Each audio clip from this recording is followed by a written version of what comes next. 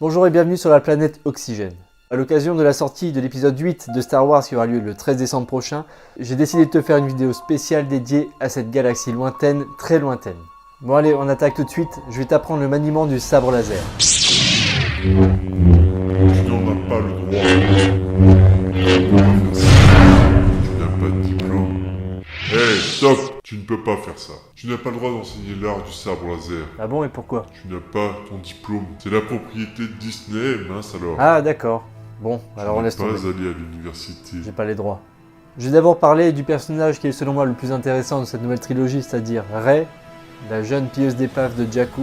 Ensuite, je ferai le parallèle entre la fiction et la réalité, en abordant l'apprentissage par la formation individuelle. Et pour terminer cette vidéo, je te ferai part de ma théorie concernant cet épisode 8 de Star Wars. Donc maintenant, installe-toi confortablement, et moi je m'occupe du reste.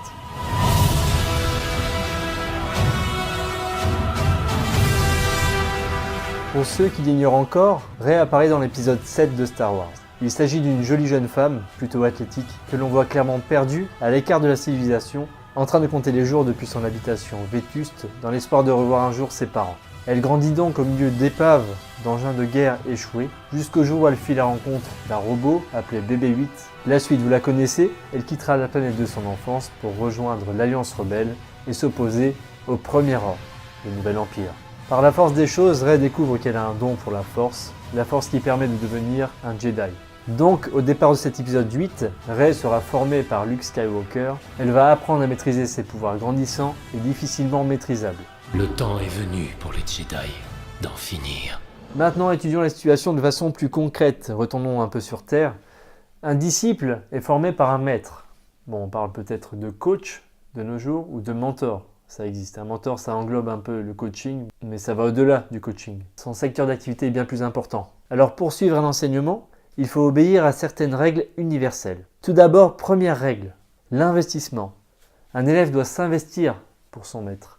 Donc Rey, l'élève, arrive avec clairement l'intention d'apprendre. Et ça, c'est la première chose qu'il faut retenir, c'est qu'un élève ne peut pas apprendre s'il n'en a pas envie.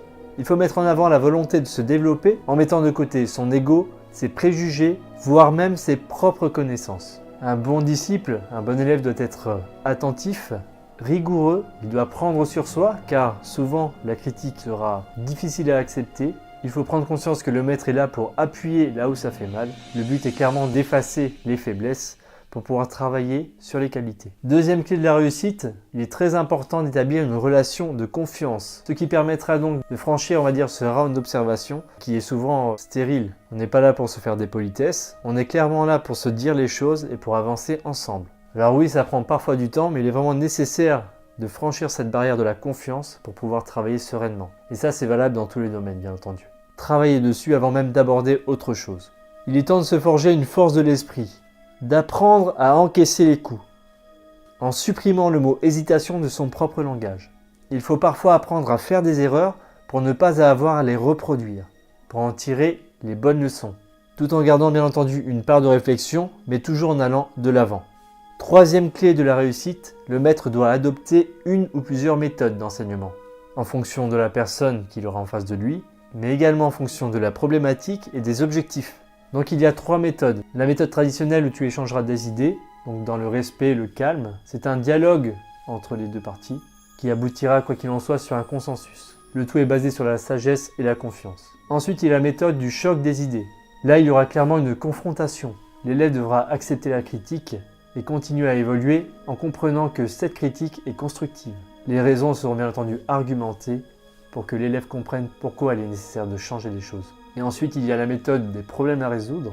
Donc là, il y aura un regard expert. On parlera de vérité froide pour résoudre le problème. Il s'agit d'addition d'informations pour exprimer une vérité experte. En gros, des vérités invérifiables sur le moment. Donc les résultats des méthodes sont très différents en fonction de la situation et de la personne.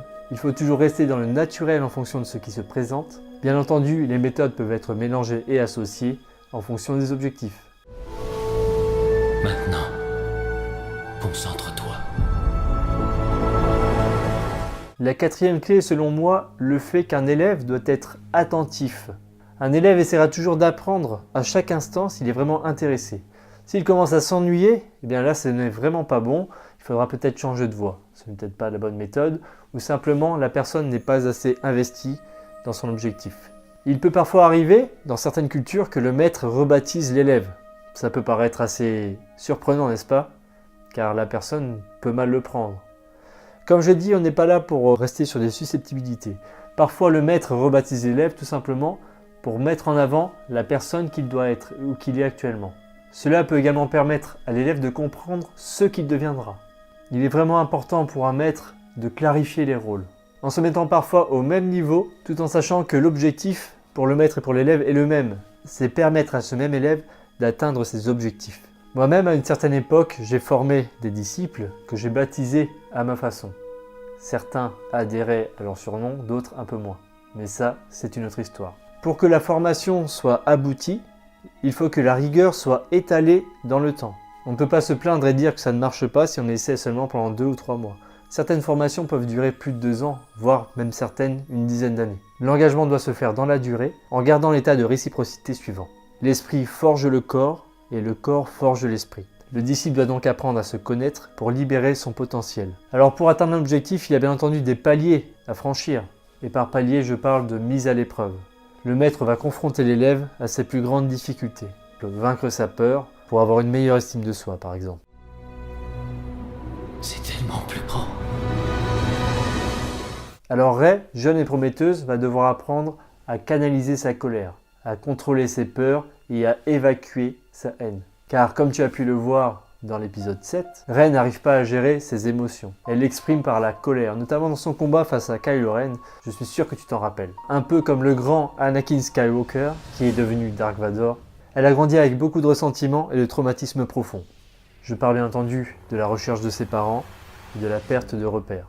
Rappelle-toi, Anakin avait dû quitter sa mère très jeune pour aller suivre sa formation de Jedi et à son retour, alors qu'il voulait la sauver, l'a vu mourir dans ses bras. Ce qui demeure assez tragique, quoi qu'on en pense. Le fait de garder en soi de si grandes douleurs psychologiques aura forcément des répercussions sur l'évolution année après année. Luke, aussi puissant soit-il, va donc aider Rey à se révéler. Il va éveiller son subconscient. Il tentera de percer les abcès de son passé, tel un bon psychologue, pour guérir ses blessures de l'esprit. Mais accepter d'effacer les douleurs d'une personne, c'est aussi quelque part effacer la personne qu'elle est devenue aujourd'hui. La personne qui a souffert s'est reconstruite par rapport à ces événements précis. Elle a rebondi par rapport à cette situation difficile. Et quelque part, pour garder un sens à sa vie, on a besoin pour continuer à avancer.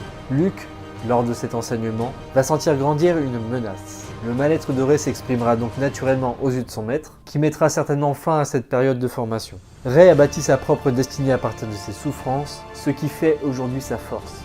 Il est certain que Luke et Rey n'ont pas vécu la même chose, et que forcément il y aura des divergences dans leur façon d'analyser une situation. Elle ne peut plus être aidée et doit accomplir seule son destin.